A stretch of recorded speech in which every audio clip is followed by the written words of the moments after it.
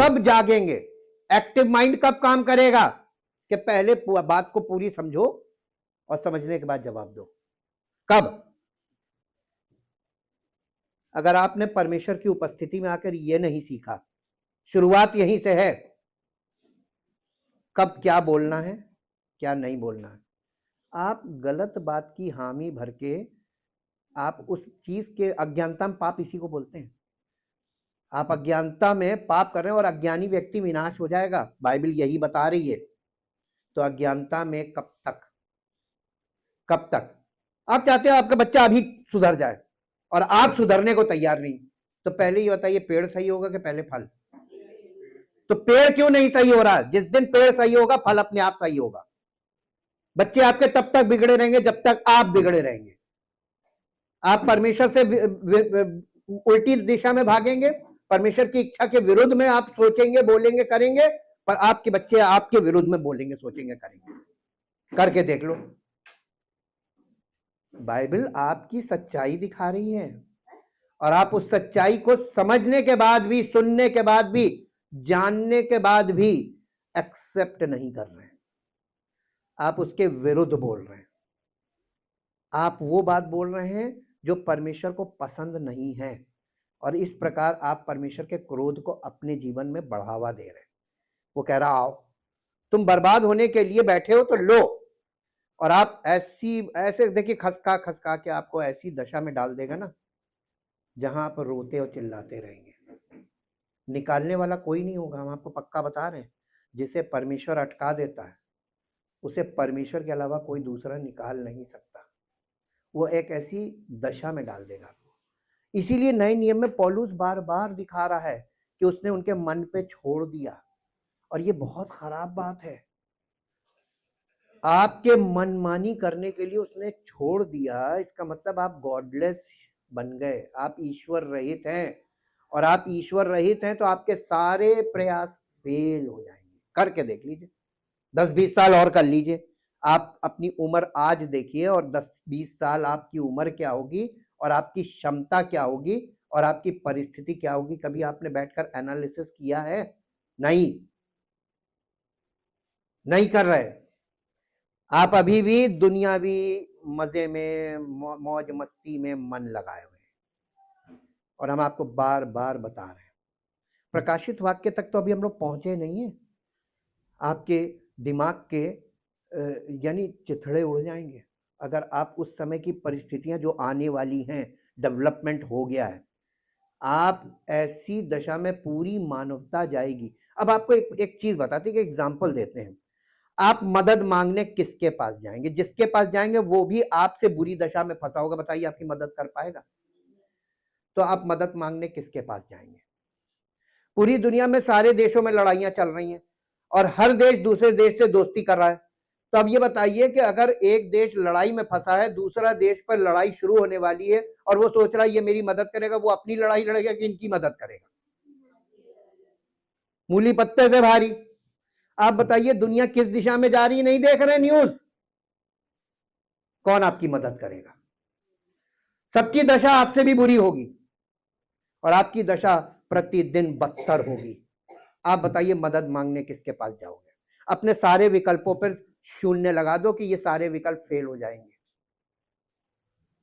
तो आपके पास कोई रास्ता नहीं बचेगा सिवाय सरेंडर करने के। तो उस दशा में जाके सरेंडर करने से अच्छा है आज। इसीलिए बाइबल में लिखा है आज उद्धार का दिन आज है। आज में बिलीव करो, प्रेजेंट में बिलीव करो, बाद में करेंगे, भविष्य में बिलीव मत करना, क्योंकि अब तुम यानी भाप की तरह हो, अभी दिख रही, अभी गायब। अगर तुम रहे नहीं तो तुम पश्चाताप किए बिना चले गए तो क्या होगा? तुम कहां जाओगे? जानते हैं, अंगीकार भी कर रहे हैं, मानेंगे नहीं ना। हम तो ढीठ हैं, हम जिद्दी हैं, हम ऐसे ही हैं और हम ऐसे ही रहेंगे और ऐसे ही चले जाएंगे। अब बताइए प्यार कौन करता? परमेश्वर करता कि आप कभी नहीं कर पाएंगे। परमेश्वर आपको बार बार प्रतिदिन मौका दे रहा है, मन फिरा ले, मन फिरा ले, मन फिरा ले। मानना नहीं है, नहीं, आप जैसे हैं, आपके बच्चे आपके दुगने हैं, समझ लीजिए। आप उनसे कहते रहिए ये मत करो, करेंगे। पहले खुद को देखो, तुमने परमेश्वर की कितनी बात मान ली, बच्चे तुम्हारी उतनी बात मानेंगे। आज से आप देखना शुरू कीजिए, आप परमेश्वर के हुक्म मानना शुरू कीजिए, बच्चे आपके हुक्म मानने लगेंगे। परमेश्वर ही है सबसे पावरफुल, और वही सब चीजों को मोड़ने वाला है। हम लोगों ने इस हफ्ते माइंड के ऊपर अध्ययन किया। परमेश्वर ने किस हालत में हमको छोड़ दिया है, हमारी इच्छा पे छोड़ दिया। हमारी इच्छा का मतलब अनियंत्रित मन हमारा काम कर रहा है, हमारा मन ओवरलोडेड वर्क कर रहा है। हम अपने जैसे देखिए, ये वही बाबुल की मीनार वाली बात पे जाइए कि वहां पर परमेश्वर के विरोध में वो एक ऐसा ऊंचा स्थान बना रहा था जहां पे दोबारा जल प्रलय अगर आ जाए तो वो लोग वहां ऊपर चढ़ के अपने आप को बचा ले, अपने बचाव के लिए एक स्थान तैयार कर रहे थे कि दोबारा प्राकृतिक आपदा आएगी तो हम इस पे चढ़ के बचेंगे। हालेलुया। उन्होंने परमेश्वर के वायदे पर विश्वास नहीं किया था। परमेश्वर ने वाचा बांधी थी जल प्रलय के बाद, और उसका चिन्ह आज भी हम लोग देखते हैं, इंद्रधनुष। उसने कहा था मैं दोबारा जल प्रलय से नाश दुनिया को नहीं करूंगा। अब आप एक साइड देख लीजिए कि अन्य जाति के लोग परमेश्वर के वायदों पर विश्वास नहीं करते, परमेश्वर के वचन पर विश्वास नहीं करते, परमेश्वर की योजना पर विश्वास नहीं करते। वो अपने बाहुबल पर, अपनी शक्ति, अपनी बुद्धि, अपने प्रयास, अपनी योजनाओं पर घमंड करते हैं। हम ये करेंगे और हो जाएगा। हालेलुया।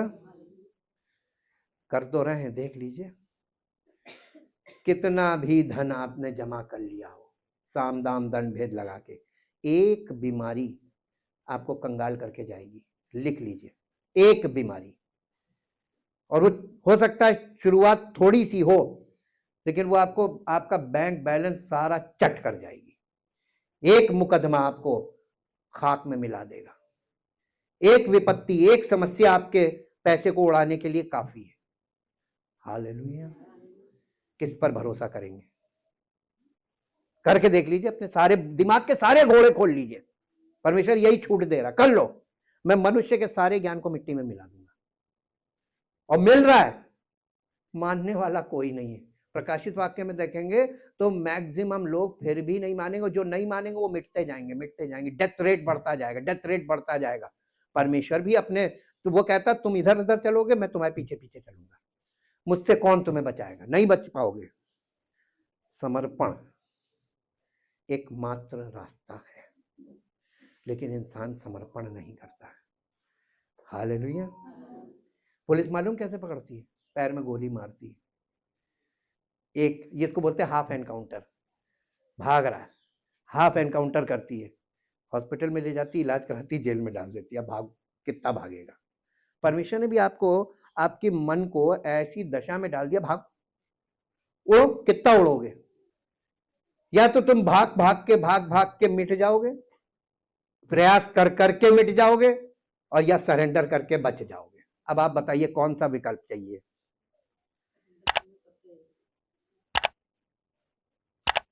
देखिए, विकल्प समझ में आ गया, लेकिन इस पे कार्य हम नहीं करेंगे। हम सरेंडर करेंगे नहीं, मालूम हमें है। इसी को कहते हैं विलफुल ब्लाइंडनेस, जानबूझ के अज्ञान बनना। और जानबूझ के अज्ञान बनने का मतलब जानबूझ के परमेश्वर से अलग भागना।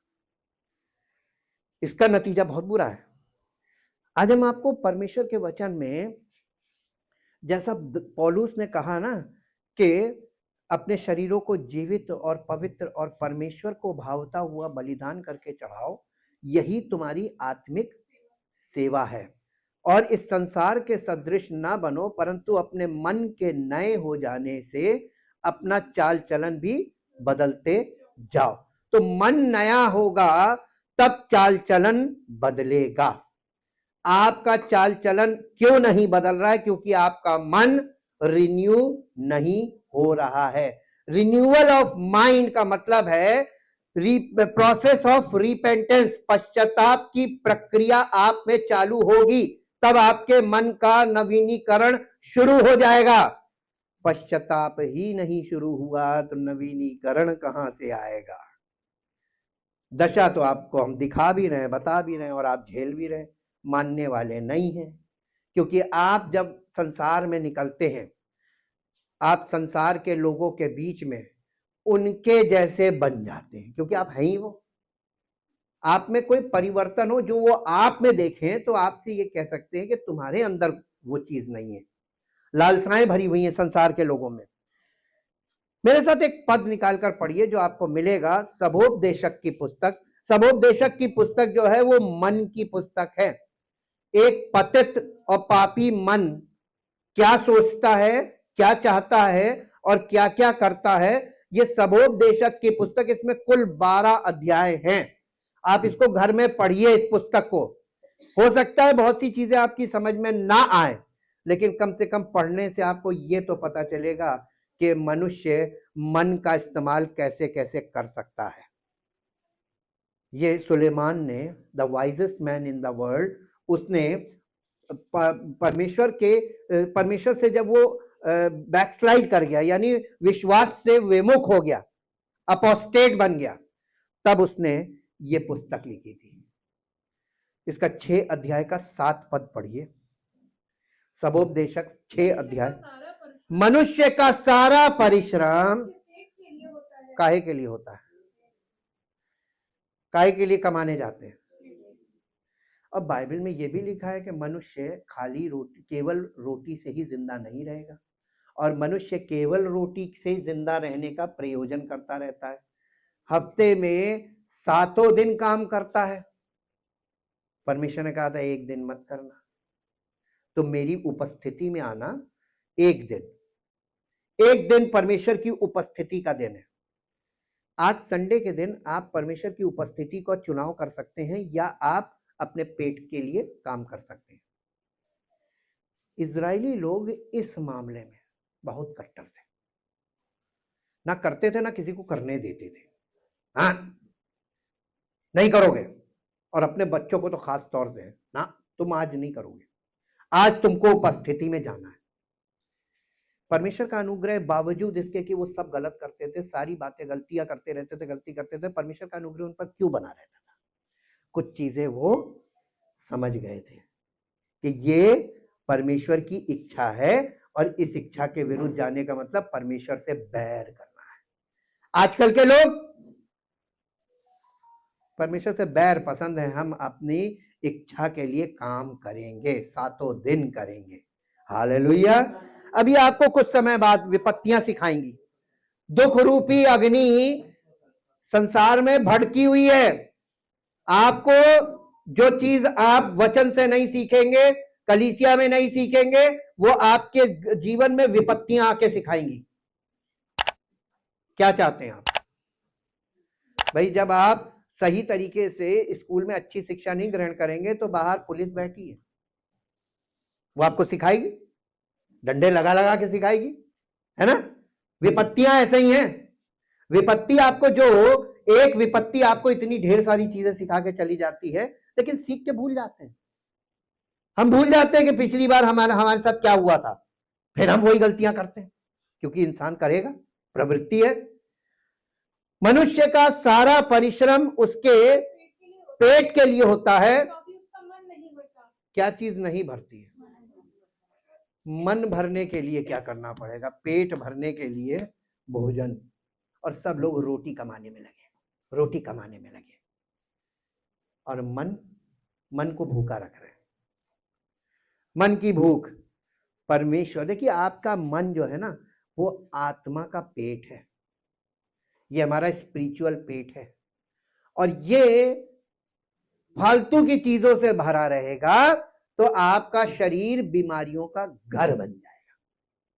डायरी रखिए, लिख लीजिए, आज की तारीख में आपने ये बात सुनी, दर्ज कीजिए, ताकि आपको याद रहे कि हमने ये बात सुनी थी, और आपको ये बात हमेशा याद दिलाए कि तुमने ये सुना था, तुम मानते नहीं। मनुष्य का सारा परिश्रम उसके पेट के लिए होता है, यानी शरीर के लिए वो सारा परिश्रम करता है, लेकिन मन उसका कभी, मन भूखा रहता है, इच्छा नहीं भर रही, संतुष्ट नहीं हो रहा। क्यों? आज के युग में एक समस्या चल रही है जो आप लोग नहीं पकड़ रहे हैं, लेकिन ये समस्या आने वाली जनरेशंस को बहुत बुरी तरीके से बर्बाद कर रही है। आप इस चीज को कब समझेंगे? अगर मैं आपसे यह पूछूं कि लस्ट, LUST, लस्ट, जिसे वासना कहते हैं, अभिलाषा कहते हैं, लालसा कहते हैं, इसका मतलब क्या होता है? लस्ट का मतलब इस समय मालूम है?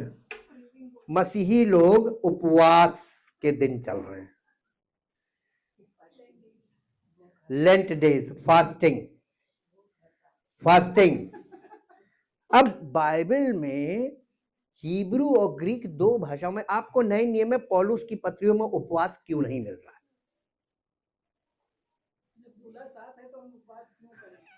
जिसके साथ है वो नहीं करेगा, और जिसके साथ नहीं है वो करते रहेंगे, सारी जिंदगी प्राचीन काल से करते आ रहे हैं।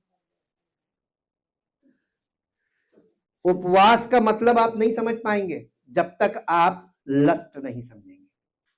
कुछ चीजें क्रिस क्रॉस है बाइबल में, और क्रिस क्रॉस के लिए आपको बहुत, यानी सिखाने वाला अगर ढंग का होगा ना, तभी आपको कुछ समझ में आ पाएगा कुछ। और अगर आप संपूर्ण मन से लगे रहेंगे तो आपको सब कुछ समझ में आएगा, सिखाने वाला अगर सही है तो। लेकिन अगर सिखाने वाला सही है, सीखने वाला ही नहीं सही है, तो रिजल्ट कैसा रहेगा? इस संसार के टॉप टीचर से अपने बच्चे को पढ़वाइए, अगर आपके बच्चे का मन नहीं लगता पढ़ाई में, तो वो टीचर फेल हो जाएगा और बच्चे को पास नहीं करा पाएगा। लिख लीजिए, ना टीचर में दम होता है, दम तो ये रेसिप्रोकल है, यानी जितना मन तुम लगाओगे, और टीचर भी अगर मन लगाकर पढ़ाने वाला और बच्चा मन लगाकर पढ़ने वाला, तभी आपको कुछ टॉप मिलेगा। वरना एक कड़ी कमजोर हो गई, सिखाने वाला गलत हो गया, सीखने वाला बहुत अच्छा, तब भी आपका मामला गड़बड़ हो जाएगा। और सिखाने वाला अच्छा है, सीखने वाला गलत है, तो भी गड़बड़ हो जाएगा, है ना? टिट फॉर टैट, है ना? आज कलीसियाओं में प्रॉब्लम क्या चल रही है? कहीं पर सिखाने वाला सही है और कहीं पर सीखने वाले अच्छे, सिखाने वाला नहीं, है ना? वो जो लोग बेचारे डिप्राइव्ड हैं, उनको वचन मिलता है, लालसा से ग्रहण कर लेते हैं, और जिनको मिल रहा है और वो नहीं सही है, तो वो उस चीज को किनारे फेंक देते हैं। अरे ठीक, हम तो जैसे हैं, हम जस के तस रहेंगे।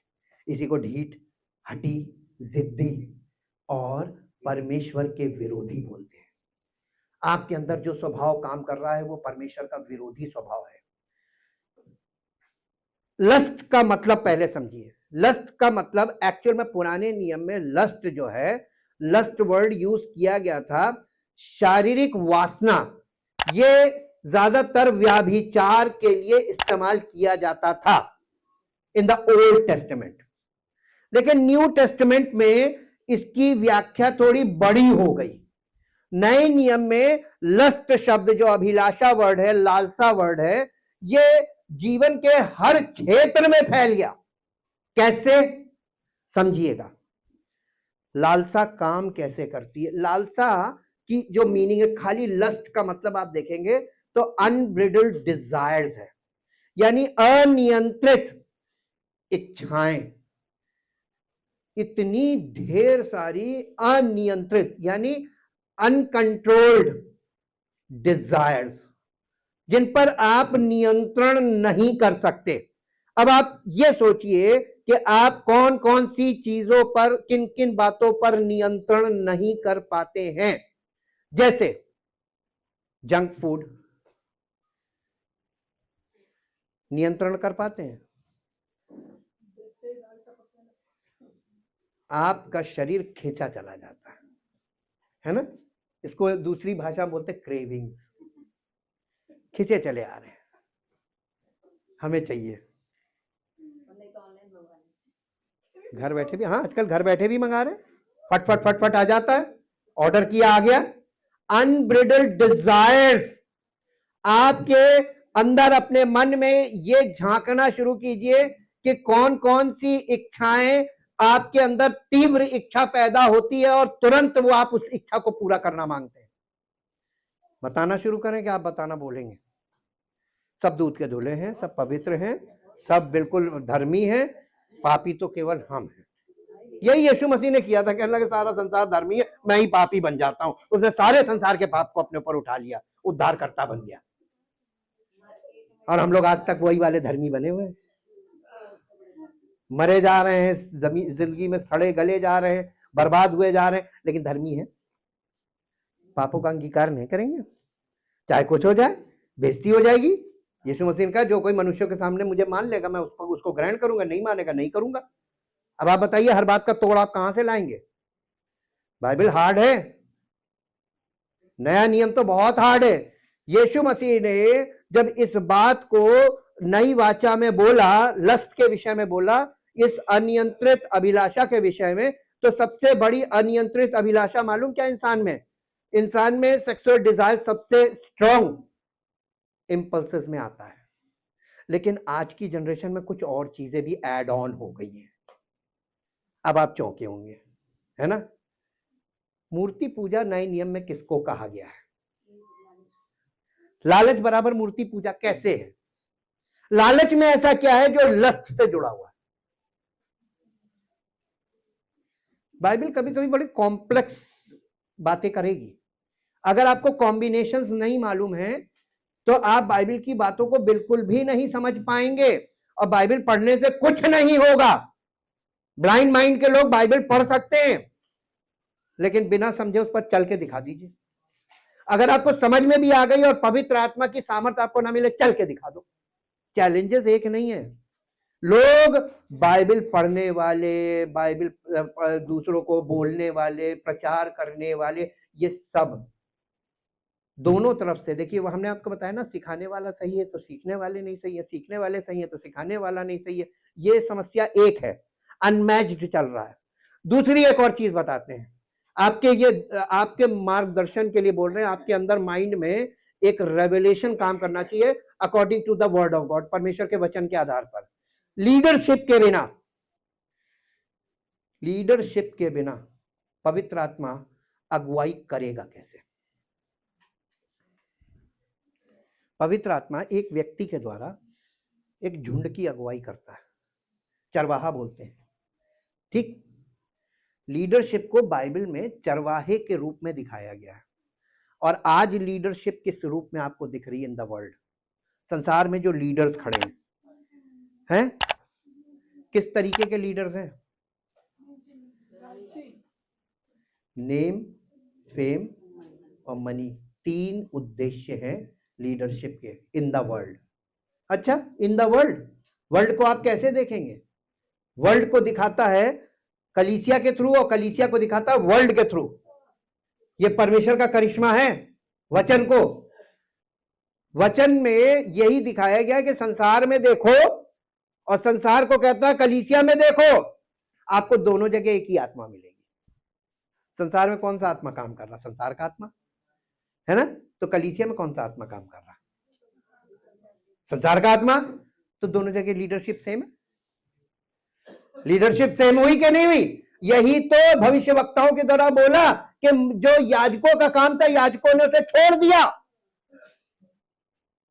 अब याजक संसार के लीडरशिप की तरह अपने स्वार्थ के लिए काम कर रहे हैं। बड़ी बड़ी बिल्डिंगें बन रही हैं, धन एकत्रित किया जा रहा है, नेम फेम मनी में काम किया जा रहा है, और साधन बहुत है। आज AI आ गया है, तो अब तो और ज्यादा। अब आप बताइए, ग्रेट डिसेप्शन की ओर हम लोग बढ़ रहे हैं। अभी भी आप पूरी तरीके से समझे नहीं है कि आप कहां जा रहे हैं। ऐसे भयानक सिचुएशन में जा रहे हैं। अगर आप पवित्र आत्मा से प्रेरित नहीं है और आत्मा के फलों से भरे नहीं होंगे, तो आप सरवाइव नहीं कर पाएंगे। इसके अलावा कोई तोड़ है नहीं दुनिया के पास फिलहाल, और आगे भी होगा नहीं, क्योंकि परमेश्वर के वचन में लिखा है, मैं मनुष्य के ज्ञान को तुच्छ कर दूंगा। तो मनुष्य अपने ज्ञान से AI क्या, उसका सुपर भी बना ले। परमेश्वर की योजना के आगे कुछ टिकेगा नहीं। ये बाबुल की मीनार बन रही है। ये आज के आधुनिक बाबुल की मीनार है। टेक्नोलॉजी का टावर खड़ा हो रहा है। टेक्नोलॉजी बचाएगी, परमाणु हथियार बाबुल की मीनार है, जिसके पास होगा उसको कोई मार नहीं सकता। कौन कहता है नहीं मार सकता? परमेश्वर प्राकृतिक आपदाओं से परमाणु बम से ज्यादा एक साथ पूरी दुनिया नाश कर सकता है, एक बार कर चुका है। परमेश्वर ने यह वायदा किया था कि मैं जल प्रलय से नाश नहीं करूंगा, लेकिन परमेश्वर ने इसके आगे कुछ नहीं बोला था कि मैं नाश नहीं करूंगा। नाश तो करूंगा, जल से नहीं करूंगा, अब मैं आग से करूंगा। नए नियम में आके देख लीजिए, आग से नाश होगा। और आग का मतलब वाइल्ड फायर भी हो सकता है, जो प्राकृतिक अग्नि, जंगल के जंगल जल जाते हैं। कोई गवर्नमेंट कुछ कर पाती है? कोई साइंस कुछ कर पाती? कोई बात कुछ ना फेल।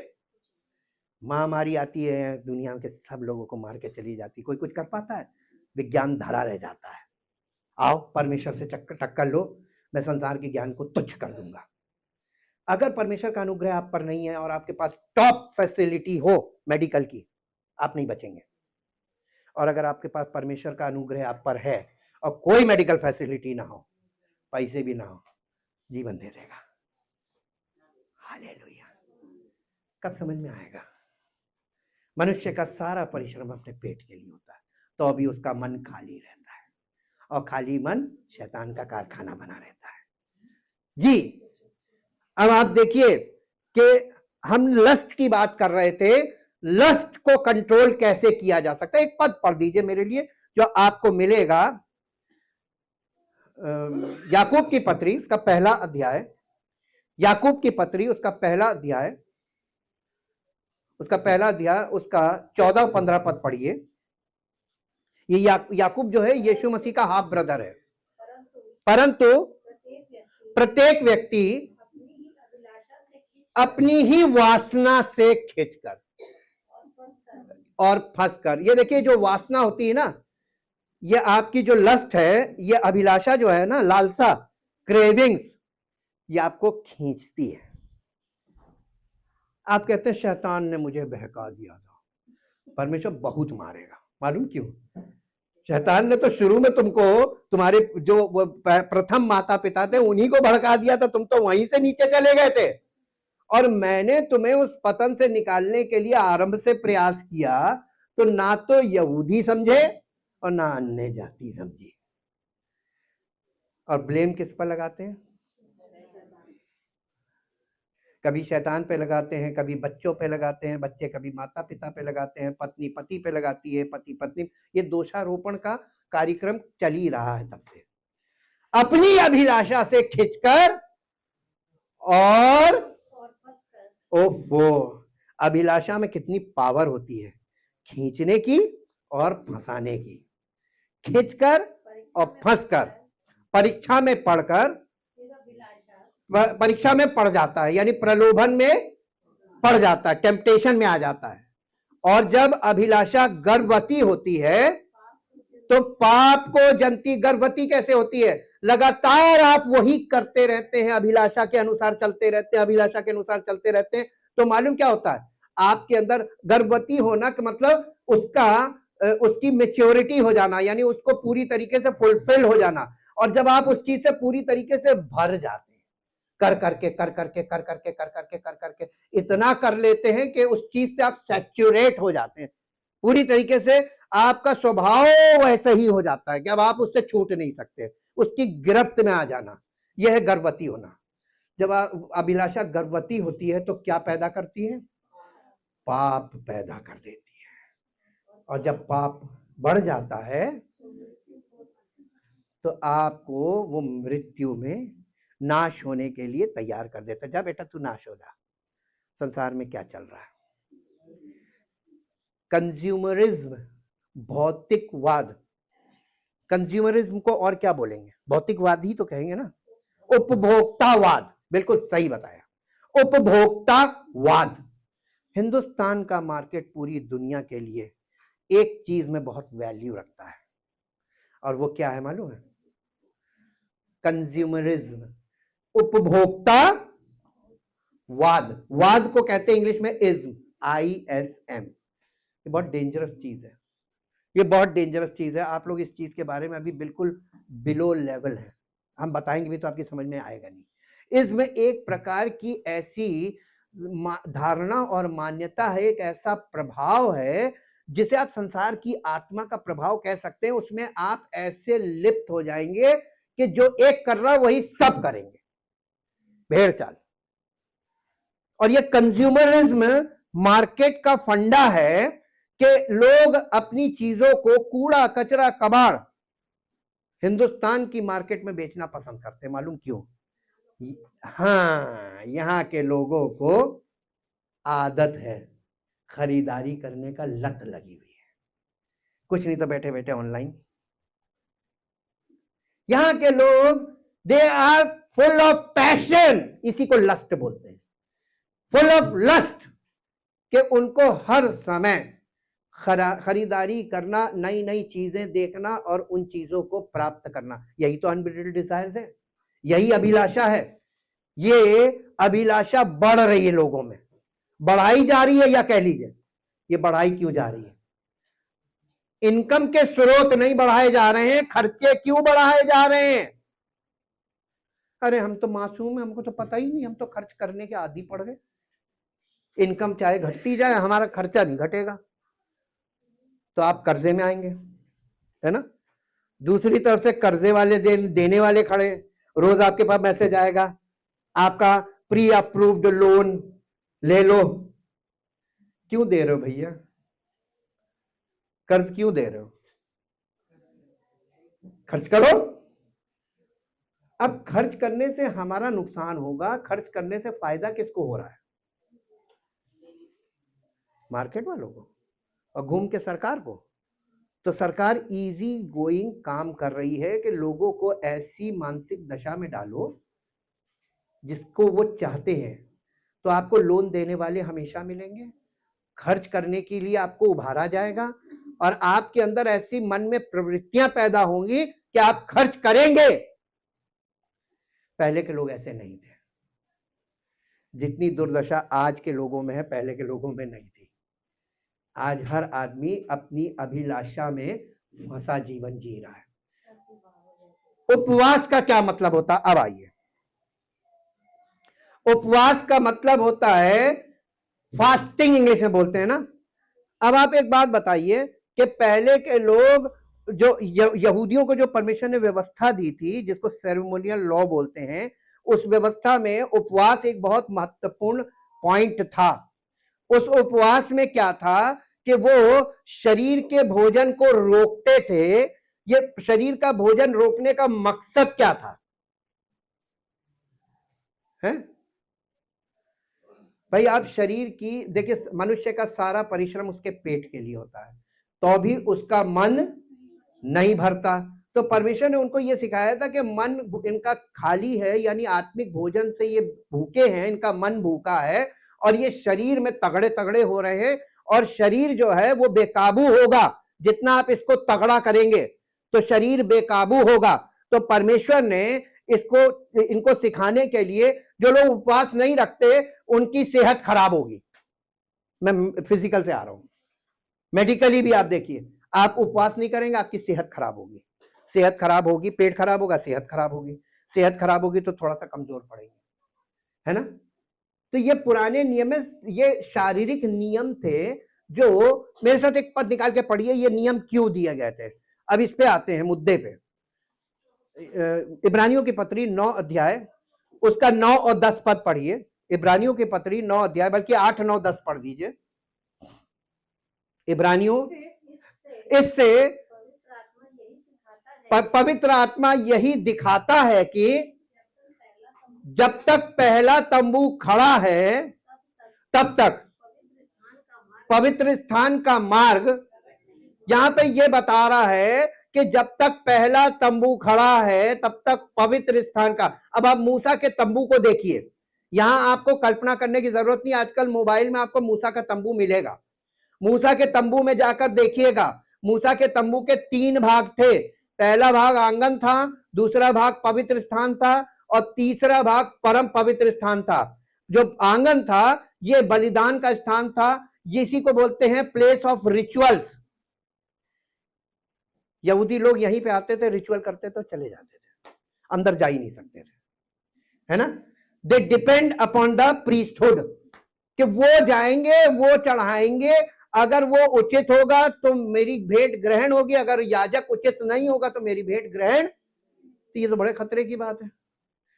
आपकी भेंट ग्रहण नहीं हुई और आपने अपना काम कर दिया, अपना पैसा खर्च किया, अपना समय खर्च किया, गए, क्योंकि आप अंदर नहीं जा सकते, यू आर अनऑथराइज, तो एक याजक ने आपके भेंट को परमेश्वर तक उस बलिदान को पहुंचाने के लिए काम किया, जो मीडिएटर था वो सही नहीं होने के कारण आप पर परमेश्वर का अनुग्रह नहीं हुआ। गलती किसकी? गलती किसकी बताइए? नहीं, भेंट चढ़ाने वाले की कैसे? भेंट जो हम हैं, हमने भेंट दी, मेरी एवज में उसने चढ़ाई, तो हमारी जगह जो अंदर जा सकता था वो ग्रहण योग्य नहीं था, तो हम अयोग्य घोषित हो गए, है ना? एक समस्या पकड़ते जाइएगा।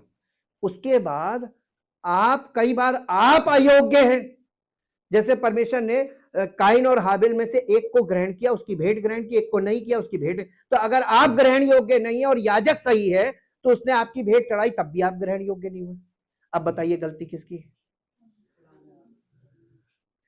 अब चढ़वाने वाले की है। हम सही नहीं है तब भी नहीं ग्रहण होगी, और याजक सही नहीं है तब भी ग्रहण नहीं होगी। समस्या आ गई ना? यही पहला तंबू है।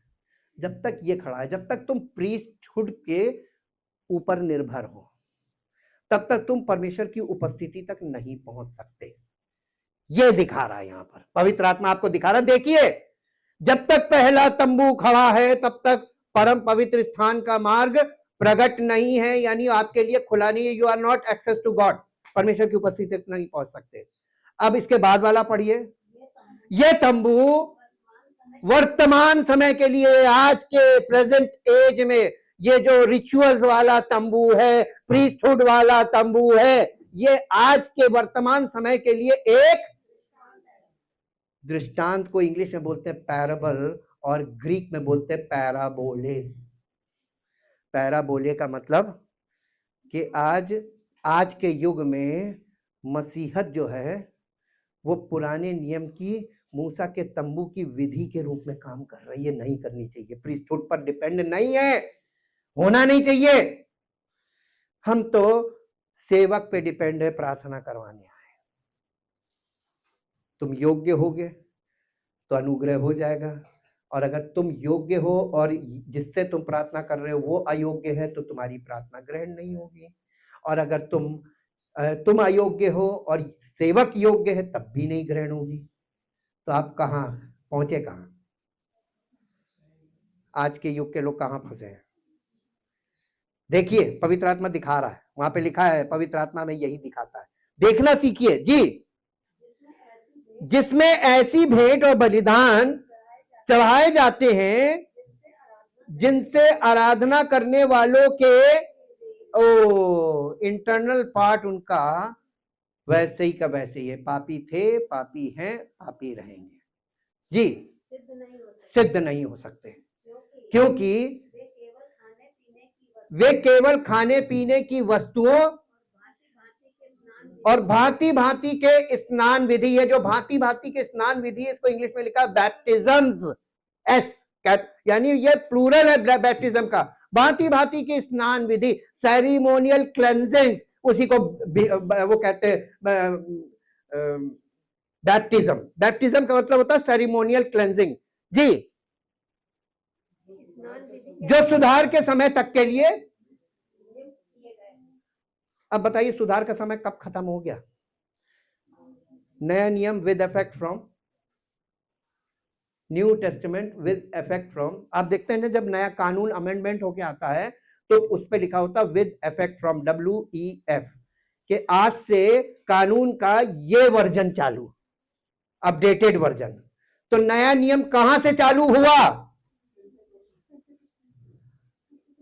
यीशु मसीह की मृत्यु और पुनरुत्थान के बाद से नई वाचा चालू हो गई। और आज मसीहत कहां खड़ी है?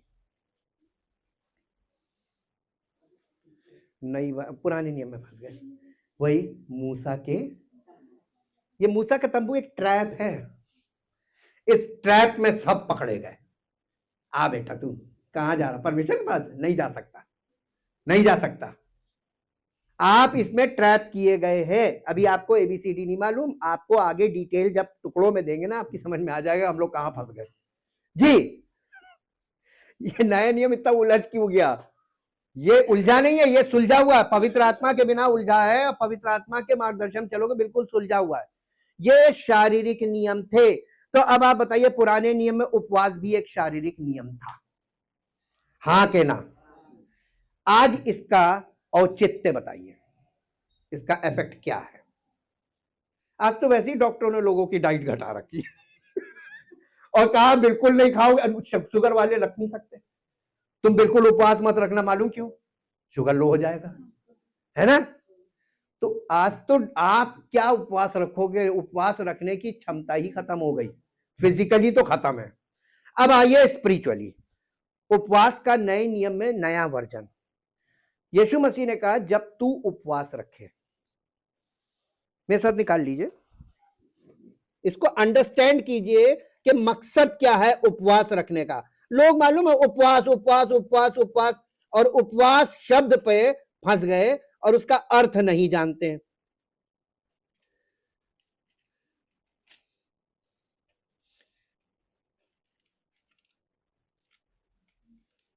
ये आपको मिलेगा मत्ती रचित सुसमाचार 6 अध्याय और उसका 16 पद से पढ़िए। मत्ती रचित सुसमाचार 16 अध्याय, ये देखिए न्यू कॉवेनेंट पे आप उपवास देखिए, जब तुम उपवास करो तो कपटियों की नाई। अब यहां पे क्या बताया गया? अपीयरेंस। उपवासी कैसे लोग होते हैं?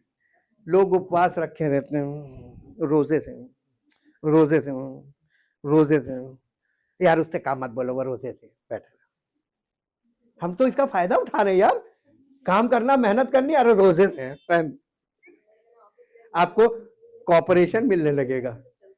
हालेलुया। क्या कानून इस बात को कहता है कि आप अपने रिचुअल्स के लिए कानूनी, अगर आप सरकारी कर्मचारी हैं तो आप इस चीज का लाभ उठा सकते हैं?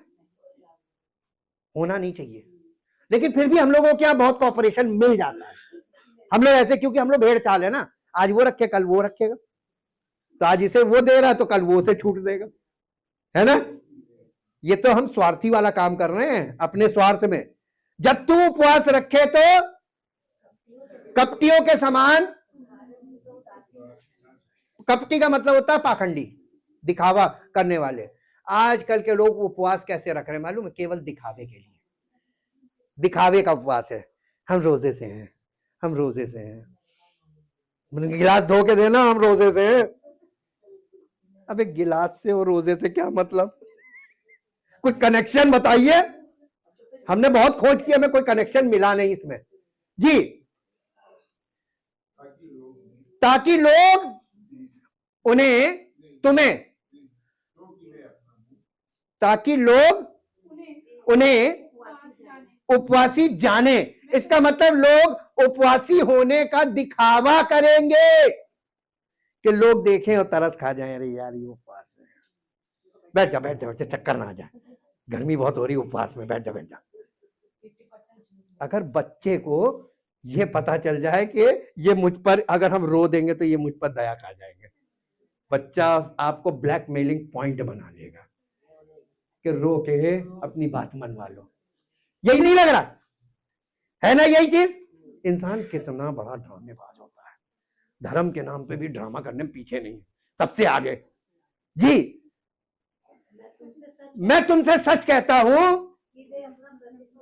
क्या मिला प्रतिफल? सिंपैथी मिल गई लोगों की, तुम्हें छूट मिल गई, लेकिन ऊपर से क्या मिला? अब आप बताइए, उपवास का कोई प्रतिफल परमेश्वर की ओर से है नहीं जी। परंतु जब तू उपवास करे, अपने सिर पर तेल मल और मुंह धो, ताकि लोग नहीं, परंतु तेरा पिता जो गुप्त में है तुझे उपवासी जाने।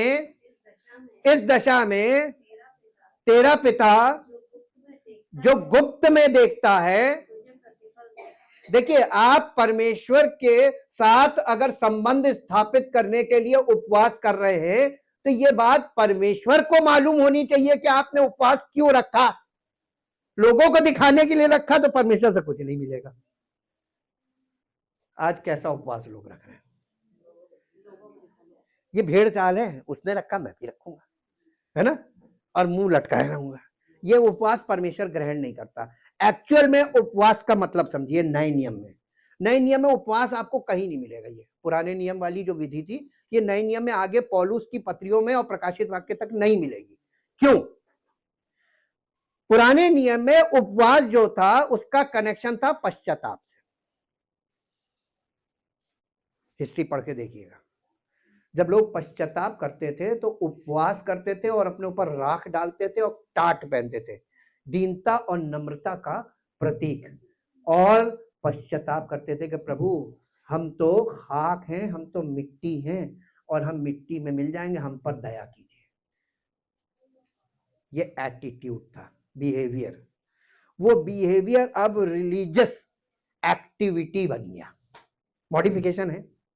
अब ये क्या हो गया है कि उपवास की एक रीति चल गई कि आपको उपवास, और मालूम है उपवास के तरीके बता दें आपको। अगर ये ईश्वर के लिए उपवास आप रख रहे हैं, उपवास में क्या होता है, एम्प्टी स्टमक, आपको पेट को, भोजन को रोकना होता है ताकि आत्मिक भोजन आप ग्रहण करें।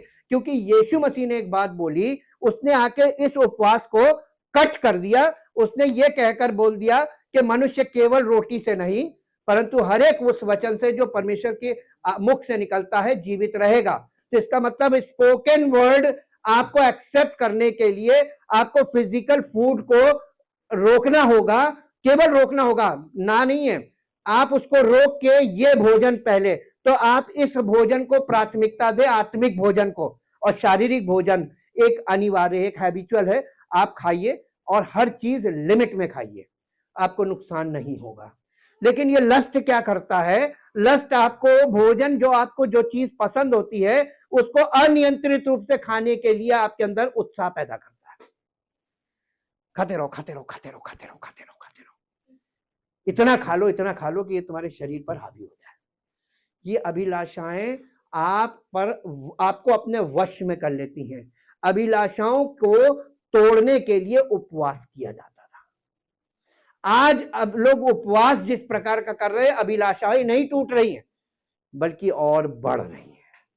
आप एक चीज देखिएगा कि जो अनियंत्रित इच्छाएं हैं, अब ये जो उपवास है, उपवास का असली मीनिंग नए नियम में जो है वो है परहेज। परहेज किसी चीज से। अब आप मेडिकल में क्या करते हैं, वो लोग खाना खाने को मना नहीं करते, वो कहते हैं ये चीज ज्यादा मत खाना और ये चीज बिल्कुल मत खाना, है ना। आप मीठी चीज बिल्कुल मत खाना और नमक ज्यादा मत खाना बीपी के मारे, और मीठा ज्यादा ना खाना, मीठा बिल्कुल मत खाना शुगर के मारे। तो एक चीज कम करना है और एक चीज बंद करना है, लेकिन एकदम नहीं बंद करना, आपको मिनिमम यूज करना है। कोई चीज आप बिल्कुल खत्म नहीं कर सकते, बॉडी में हर चीज की जरूरत होती है। हमारी एक दिन एक व्यक्ति से बात हो रही थी, वो पढ़े लिखे आज के युग के हैं। उन्होंने कहा मेरा प्रोटीन बढ़ गया है तो मैं प्रोटीन पर काबू कर लूंगा। हमने कहा कैसे? कहने लगे मैं दालें खाना बंद कर दूंगा, प्रोटीन। हमने कहा नहीं, मेरी सलाह यह है कि आप अपने मन से ट्रीटमेंट ना करें, प्रोटीन को बिल्कुल भी बंद नहीं करना है। और ज्यादा और कम, कितना ज्यादा है कितना कम आपके लिए है, ये चीज आपको डॉक्टर बताएगा। तो कितना कम करना है, क्या क्या कम करना है और कब तक कम करना है, इसके लिए डॉक्टरी सलाह ले लो, अपने मन से मत करना। क्योंकि अपने मन से करोगे तो 4 और समस्याएं आके खड़ी हो जाएंगी। आजकल के लोगों में क्या है, सेल्फ ट्रीटमेंट चल रहा है। उनको ये मालूम है प्रोटीन रोकना है, उन्हें ये भी मालूम है, वो यूट्यूब पे सर्च कर लेते हैं ना, व्हाट्सएप और उस पे गूगल पे, कि क्या क्या चीजें किन किन में वो होता है, वो चीजें रोक दो।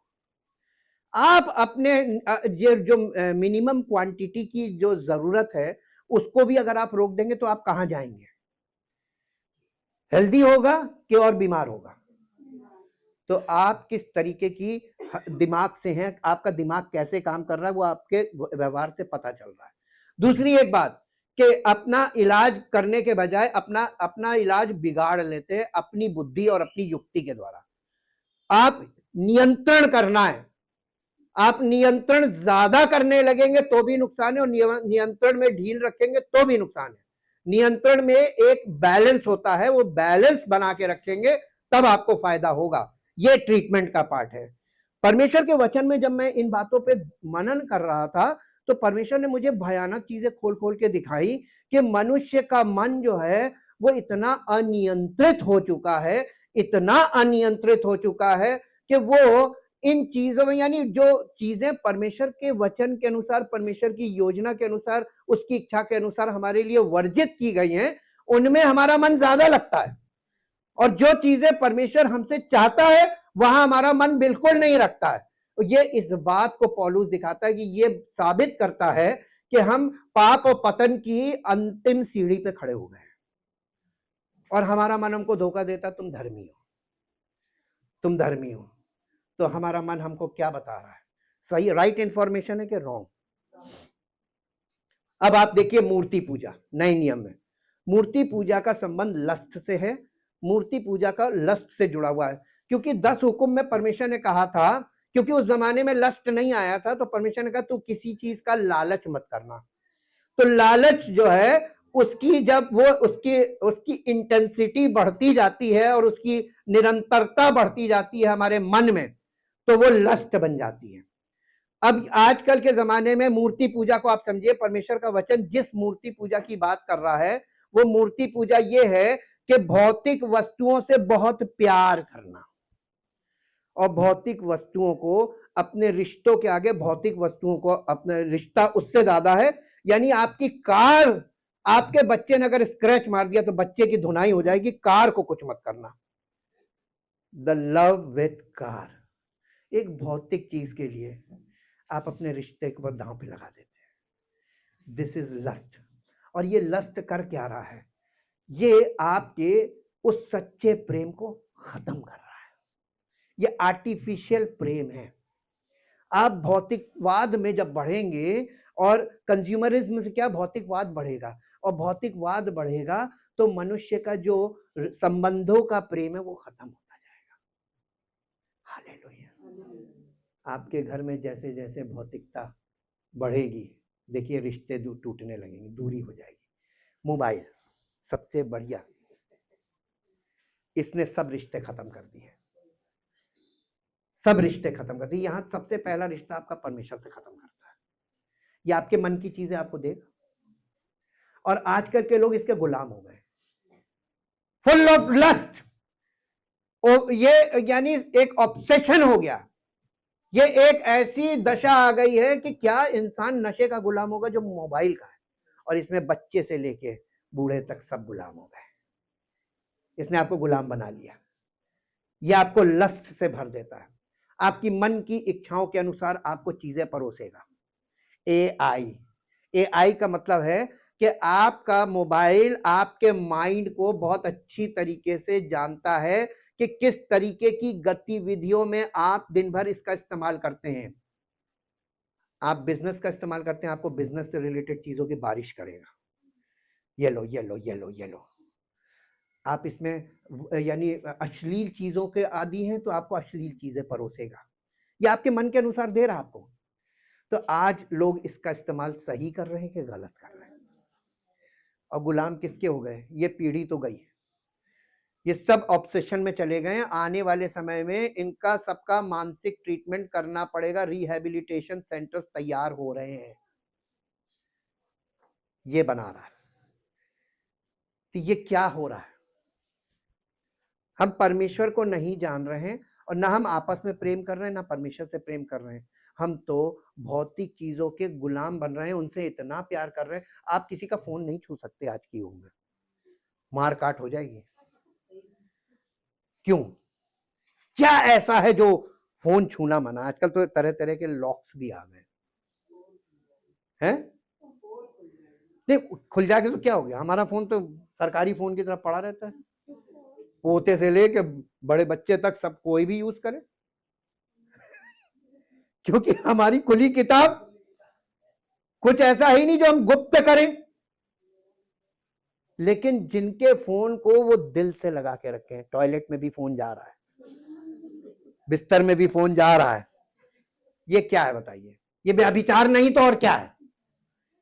किसी चीज से इतना दिल लग जाना, उसके साथ लिपट जाना, यही तो व्यभिचार है। पुराने नियम में केवल शारीरिक व्यभिचार तक ही लोगों की समझ थी, लेकिन पौलुस ने इस समझ को इतना खोल दिया, इतना खोल दिया। उसने कहा कि अरे मनुष्य अपनी इंद्रियों का भी गुलाम है, इंद्रियां जो हैं वो लस्ट से भरी हुई हैं। मेरे साथ एक पद निकालिए जो आपको मिलेगा, पहला यूहन्ना की पत्री 2 अध्याय,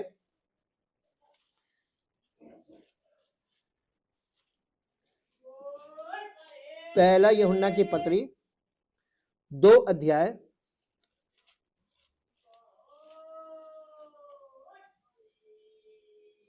पहला यूहन्ना 2 अध्याय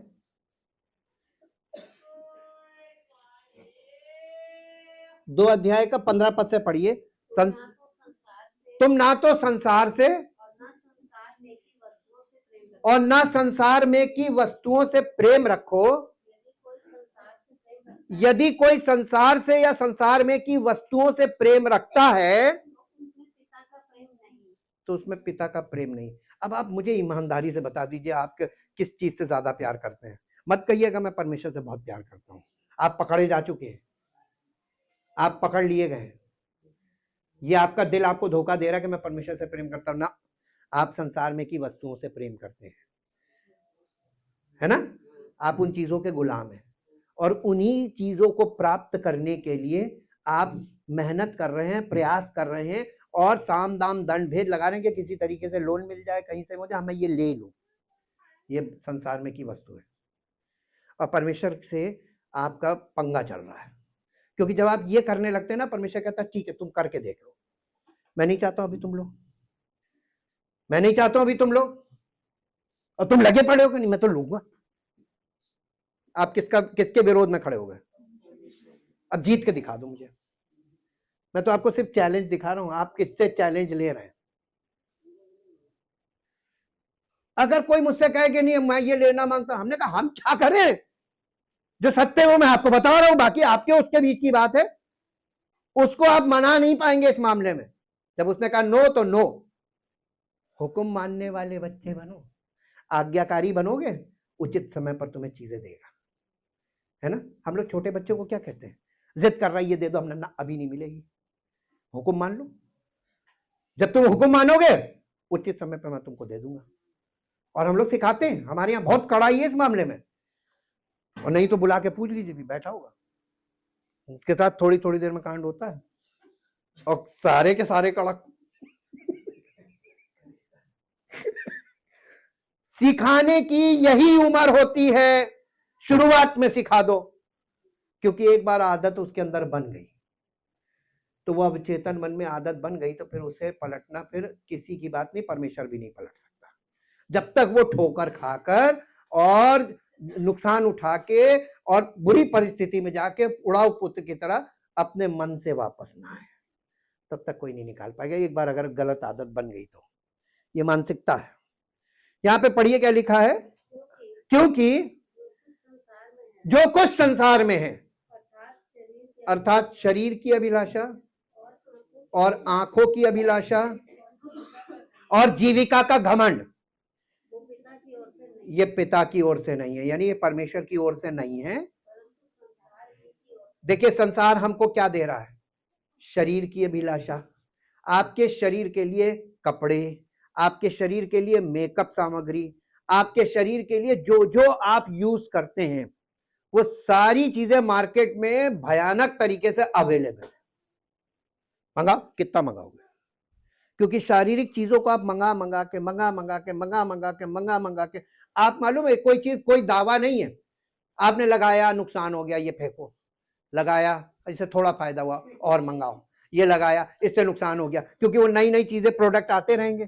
तो आप एक्सपेरिमेंट में भी खरीदेंगे तो हमारे देश की आबादी कितनी है? मैं थोड़ा स्टैटिस्टिक्स में ले जाऊं आपको, 150 करोड़। और अगर एक एक बार भी एक एक बंदे ने खरीदा और मान लीजिए उसकी कीमत 1 ही रुपया हो, मैं मिनिमम पे पढ़ता हूं, एक व्यक्ति एक एक बार भी लेगा तो 150 करोड़ का बिजनेस हो गया। और मैं मानता हूं कि 150 करोड़ नहीं, ये कम से कम 600-700 करोड़ का एक बार में हो जाएगा, क्योंकि हमारे यहाँ लोग ज्यादा भी मंगाते हैं। अभी मिल रहा, पता नहीं बाद में ना मिले। पैनिक परचेजिंग, इमोशनल परचेजिंग, ये वाले लोग भी बहुत भरे पड़े। तो हमारे यहाँ की मानसिक दशा लोगों की देखिए, और ये देखिए कि इनसे मार्केट कितना फल फूल सकता है। और आपकी इनकम देखिए क्या है, और आप दूसरे को कितना अमीर बना रहे हैं, ये देखा आपने? आप बैंक वालों को अमीर बनाते हैं ब्याज दे देके, और कर्जे में रहकर अपना जीवन काट रहे हैं, पीड़ित रहकर। किसको अमीर बना रहे हैं? कितने समझदार लोग हैं ना हमारे देश में। अरे परमेश्वर का आत्मा परमेश्वर के वचन के द्वारा हमें बुद्धिमान बनाने के लिए आया, और हम संसार की आत्मा में मूर्ख बने बैठे। शरीर की अभिलाषा, यानी शारीरिक अभिलाषाएं जितनी भी हैं, ये लस्ट ऑफ फ्लैश, ये लस्ट ऑफ फ्लैश, हमने आपको फ्लैश बताया ना, सार्स। आपके जो स्वभाव है, ये सार्स जो है ना, ये लस्टफुल नेचर है, आदि है ये। इसे कपड़े थोड़े नहीं चाहिए। जितनी शादियां घर में पड़ेंगी एक ही सीजन में, उतने, और एक शादी के 2-3 ड्रेस है, रिपीट नहीं होना चाहिए। और जेवर भी, अब खाली कपड़े से काम नहीं बना, जेवर भी चाहिए। मार्केट देखिए कहां भाग रहा है, सोने का, चांदी का, है ना। अरे आर्टिफिशियल भी कम नहीं है। आप देखिए तो आप कितना अमीर बना रहे हैं लोगों को, लेकिन एक तरफ जब आप किसी को अमीर बना रहे तो आप क्या बन रहे हैं? आप क्यों गरीब बन रहे हैं? अभिलाषा है, आप इसके वश में चले गए। फिर दूसरी है आंखों की अभिलाषा। आपकी आंखों को जो पसंद है वो आपको चाहिए ही चाहिए एट एनी कॉस्ट। जो मोबाइल पसंद हमने वो देखा, वो वही लूंगा, मैं वो देखा मैं वही लूंगी। ना लड़का कम ना लड़की कम, बोथ आर इक्वल। और ना महिलाएं कम है ना पुरुष कम है, ना माँ कम है ना बाप कम है, ना दादा कम है ना दादी कम है। सबकी चॉइसेस है। बुढ़े तो क्या हुआ, मोबाइल तो हमें वही वाला चाहिए, बच्चों ने सिखा दिया, मैं तो चला लेता हूं। हालेलुया। आप देखिए कैसे हम लोग वासना में भर रहे हैं। उससे क्या हो रहा, परमेश्वर के प्रति प्रेम खत्म होता जा रहा है, केवल दिखावा है। उपवास का मतलब होता है इन चीजों से परहेज करना। परहेज करने का मतलब आप देखकर आनंदित हो लीजिए हर चीज। तब पौलुस को ये कलीसिया को 2 बार कहना पड़ा कि सब वस्तुएं मेरे लिए उचित तो हैं, परंतु मैं सब वस्तुएं मेरी उन्नति के लिए नहीं है, मेरे लिए आवश्यक नहीं है। मैं उनके वश में नहीं जाऊंगा, वस्तुओं के वश में नहीं जाऊंगा। पौलुस अपना एग्जाम्पल रख के कलीसिया को बता रहा है कि हर चीज प्राप्त करने के चक्कर में तुम परमेश्वर से दूर निकल जाओगे और तुम्हें परमेश्वर छोड़ सब कुछ मिल जाएगा। और इसीलिए यीशु मसीह ने कहा था, मैं यदि मैं सारे जगत को प्राप्त करूं, अपने प्राणों की हानि उठाऊं, तो मुझे क्या लाभ होगा? आप ये बताइए कि आप क्या चाहते हैं? नहीं, ये अभी आप अपने माइंड से नहीं, आप माइंड से बोल रहे हैं अभी, आप ये चीज एक्टिव माइंड से नहीं बोल रहे हैं, ये दिल से नहीं बोल रहे हैं। दिल से बोल रहे होते हैं ना तो कब से वचन सुन रहे हैं। ये वचन इतना घायल करता है कि आप आके कहते कि मैं परमेश्वर की एक एक हुक्म मानने के लिए अपने आप को समर्पित करता हूं। आप ओबीडियंट बनने के लिए जब तैयार होंगे ना, परमेश्वर आपके जीवन में कोई कमी नहीं होने देगा। यीशु मसीह कहने लगा, तुम चिंता करके ये मत कहना क्या खाएंगे, क्या पिएंगे और कहाँ रहेंगे।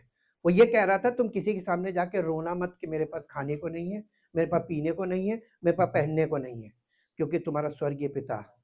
और फिर क्या दिखा रहा था, उन कौओं को देखो, उन चिड़ियों को देखो, जो ना बोते हैं ना काटते हैं और ना खत्तों में जमा करते हैं। तुम्हारा स्वर्गीय पिता उन्हें खिलाता, तुम्हें क्यों ना खिलाएगा, है ना। तो आपसे जब परमेश्वर नाराज है तभी तो बंद किया ना। इसको समझ लीजिए, उपवास परमेश्वर ने रोक दिया। जब तुम सुधरोगे तो तुम्हें कोई ऐसी चीज नहीं जो मैं ना दूं, सब कुछ दे दूंगा। लेकिन नहीं सुधरोगे, मैं नहीं दूंगा। और आप प्रयास करने में संसार की आत्मा के सहायता से, सांसारिक सहायता से आप चीजों को प्राप्त करके सोच रहे परमेश्वर की आशीष है। नहीं आशीष, ये आपने परमेश्वर के विरोध में काम किया है, और ये चीज आपके लिए बहुत बड़ी नुकसानदेह हो जाएगी। इसलिए हमेशा याद रखिए, अपने मन की ना कीजिए, अपने मन को समर्पित कीजिए, सरेंडर कर दीजिए। ये आपका मोड़ नहीं है, फिजिकल टर्न नहीं है, ये टर्न ऑफ द माइंड है। परमेश्वर की ओर आपका मन मुड़े और आपका मन संसार की बातों से हट के परमेश्वर के वचन पर और परमेश्वर की योजना पर और उसके कार्यों पर, वो क्या करना चाहता उस पर आपका मन केंद्रित हो। और आपका मन केंद्रित है संसार की वस्तुओं पर। और इसीलिए लास्ट में एक वर्ष निकालिए जो आपको मिलेगी, कुलस्सियों की पत्री 3 अध्याय, कुलस्सियों की पत्री 3 अध्याय और उसका पहला पद पढ़िए। सो जब तुम मसीह के साथ जिलाए गए, अगर आपने यीशु मसीह पर विश्वास किया है, आप बॉर्न अगेन हो गए, तो इसका मतलब आपका जीवन आत्मिक सिरे से शुरू होना है। सो जब तुम मसीह के साथ जिलाए गए तो स्वर्गीय वस्तुओं की खोज में रहो, जहां मसीह वर्तमान है या जहां मसीह मौजूद है, प्रेजेंट है, विद्यमान है और परमेश्वर के दाहिनी ओर बैठा हुआ है, पृथ्वी पर की नहीं परंतु स्वर्गीय वस्तुओं पर है मन लगाओ। और अरे बाप रे बाप, मन तो लगता नहीं, ध्यान कहां से लगेगा? क्या आप ध्यान लगाना चाहते हैं? ध्यान लगाने का मतलब गौर से उन चीजों को केंद्रित करो जी, क्योंकि तुम तो मर गए और तुम्हारा जीवन मसीह के साथ परमेश्वर में छिपा हुआ है। अब तुम्हारा छिपा हुआ जीवन यानी तुम्हारा भीतरी मनुष्यत्व वाला जीवन, नई सृष्टि वाला जीवन जो परमेश्वर में छिपा हुआ है, जब मसीह जो हमारा जीवन है प्रकट होगा, तब तुम भी उसके साथ महिमा सहित प्रकट किए जाओगे। ये वायदा है। अब देखिए, ये कुलस्सियों की कलीसिया को पौलुस बता रहा है, उनकी दशा को याद दिला रहा है कि तुम तो मर चुके हो, यानी तुम अब मसीह में हो, तो तुम भौतिक चीजों पर मन लगाना छोड़ के स्वर्गीय वस्तुओं पर मन लगाओ। आगे, इसलिए अपने उन अंगों को मार डालो जो पृथ्वी पर है, अर्थात व्याभिचार, अशुद्धता, दुष्कर्म, बुरी लालसा और लोभ, जो मूर्ति पूजा के बराबर है। ये देखिए, जो लालच है ना, जब आप किसी चीज की लालच करते हैं और लालच में अंधे हो जाते हैं और लालच में पागल हो जाते हैं, उस चीज के बिना रह नहीं पाएंगे, वो मुझे चाहिए चाहिए चाहिए, चाहे साम दाम दंड भेद लगा के वो चीज प्राप्त करना मांगते हैं, यही मूर्ति पूजा है। रिश्ते तोड़ देते हैं, लालच, रुपए का लालच सब बुराइयों की जड़ है जी। इन्हीं के कारण परमेश्वर का प्रकोप आज्ञा न मानने वालों पर, इन्हीं के कारण, यही प्रवृत्तियां है जो तुम्हारे अंदर है, तुम्हारे स्वभाव में, इनके कारण परमेश्वर का प्रकोप। प्रकोप का मतलब समझते हैं? प्रकोप का मतलब क्या होता है? परमेश्वर की नेगेटिव रूप आपके ऊपर, यानी वो आपका कोई काम करने चलेंगे नहीं होगा, आप किसी काम में जाएंगे वहां कमी निकल आएगी, आप कुछ करना कोशिश करेंगे वहां फेल हो जाएगा, कभी आप जाएंगे पैसे ही नहीं होंगे, वो ऐसे अड़ंगे लगते जाएंगे, ऐसे। ये प्रकोप है, वो करने नहीं देगा, करके दिखाओ।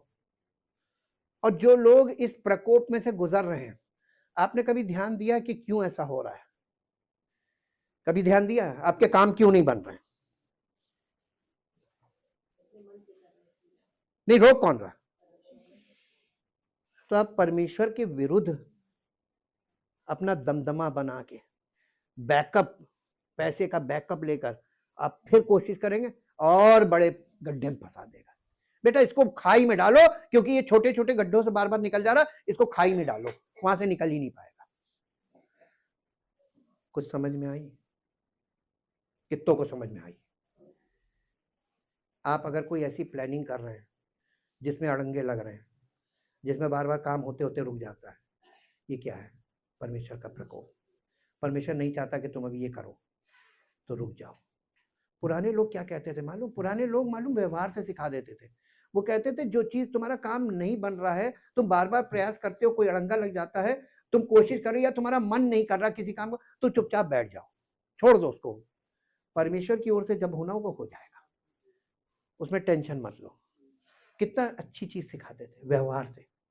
और हम लोग आज इतने क्रिटिकल हो गए हैं, इतने क्रिटिकल हो गए कि परमेश्वर के वचन के द्वारा भी बताया जाता तो एक्सेप्टेबल नहीं, वहां भी हम अपनी जिद पे अड़े हुए हैं। Thank you, thank you, thank you, thank you. क्या आप परमेश्वर के विरुद्ध अभी भी इच्छाएं अपने मन में आपके पैदा हो रही हैं और आप उन इच्छाओं को पहचान नहीं पा रहे हैं? आपका मन किसी दिशा में भाग रहा है, कुछ प्राप्त करना चाह रहा है, या आप कुछ करने की कोशिश कर रहे हैं और नहीं हो पा रहा है, आप अभी भी उस काम में लगे हुए हैं और आप विकल्पों को ढूंढ रहे हैं कि किसी तरह मेरा ये काम हो जाए, तो आपको ये ध्यान करना है कि कौन है जो काम को रोक रहा है। अगर आप कलीसिया का हिस्सा है तो आपके इस काम में बार बार कौन रोक लगा रहा है? समझ में आया? तो परमेश्वर आपके भले के लिए रोक लगा रहा है। काहे के लिए लगा रहा है? और अगर तुम इसको बुरा समझते हो तो तुम अपने प्रयास से करके देख लो, 4 कदम आगे जाके बहुत भयानक सिचुएशन में फंसोगे। परमेश्वर आपको रोकने का काम कर रहा है, और जब परमेश्वर रोकता है ना तो रुक जाना चाहिए। और जब आप रुक जाएंगे तो आपका भला होगा, नहीं रुकेंगे तो आपका बहुत बड़ा नुकसान होगा। सीखना शुरू कीजिए, सरेंडर करना शुरू कीजिए, पश्चाताप करना शुरू कीजिए। प्रभु मैं अपनी इच्छा में अब आगे नहीं भागूंगा, मैं अभिलाषी बन के नहीं करूंगा, मैं आपके सामने आत्मसमर्पण करता हूं। मुझ पर आपकी दया हो, और ऐसी दया हो प्रभु कि आप अपनी इच्छा के अनुसार हमें आगे बढ़ाएं, और मैं कदम कदम आपके साथ चलने को तैयार हूं। जितने लोग खड़े होकर मेरे साथ प्रार्थना में शामिल होना चाहते हैं वो शामिल हो। जीवित तो महान सामर्थी परमेश्वर, हम सब लोग इस संसार में, और ये संसार का आत्मा हमारे भीतरी मनुष्य को पूरी तरीके से अपने वश में करता है, लेकिन हम धन्यवाद करते हैं अपने प्रभु उद्धारकर्ता प्रभु यीशु मसीह का, और अपने रचयिता अपने पिता परमेश्वर का, जिसने हमें अपने समान अपने स्वरूप में रचने का वायदा किया। उसने रचा भी, और शैतान ने उस रचना को पाप और पतन में फंसा दिया, जिसमें से हम सब निकल कर आ रहे हैं। हम आदम के स्वभाव में आ रहे हैं, हम जन्म से पापी पैदा हो रहे हैं, और हम आत्मिक रूप से मृतक पैदा हो रहे हैं। लेकिन प्रभु हम आपका फिर धन्यवाद करते हैं कि आपने हमें उसी दशा में छोड़ नहीं दिया, बल्कि उस दशा से निकालने के लिए और दोबारा हमें अपना पुत्र और पुत्री के रूप में बनाने के लिए आपने कलीसिया की स्थापना की, और अपने पुत्र के सिद्ध बलिदान के द्वारा नई सृष्टि के कार्य का आरंभ किया, और पवित्र आत्मा पवित्र वचनों के द्वारा अपनी उपस्थिति में कलीसिया में लोगों को सुसमाचार देकर बुलाया, ताकि जो कोई आए पश्चाताप करे, समर्पण करे और अपने पापों का अंगीकार करे, उसके जीवन को आप अपने पुत्र और पुत्री के रूप में नए सिरे से सृजित करके अपनी महिमा में परिवर्तित करके अपनी महिमा का कारण बनाए, ताकि प्रभु हम सबका जीवन वो बने जो आप बनाना चाहते हैं। हमारी जीवन शैली वो हो जो आप चाहते हैं, और हम अपने जीवन में अपने परमेश्वर के पुत्र और पुत्री के रूप में इस धरती पर जीवन व्यतीत करें, ताकि एक बड़ी गवाही हो हमारे आसपास के लोगों में, और हम सबका जीवन आपकी महिमा का कारण बने। आदर और महिमा आपको देते प्रभु, और आपके सामने नतमस्तक होकर ये कहना चाहते हैं यहाँ पर उपस्थित सभी लोगों पर, और इस संदेश को सुनने वाले सब लोगों पर जो वास्तव में ये ऐसा चाहते हैं कि आपकी योजना के अनुसार हो, उनके जीवन में भी प्रभु ऐसे ही हो, ताकि आपकी इच्छा के अनुसार आपकी महिमा प्रकट हो, और सारी महिमा आपको मिले। यीशु मसीह के नाम से मांगते हैं, आमीन।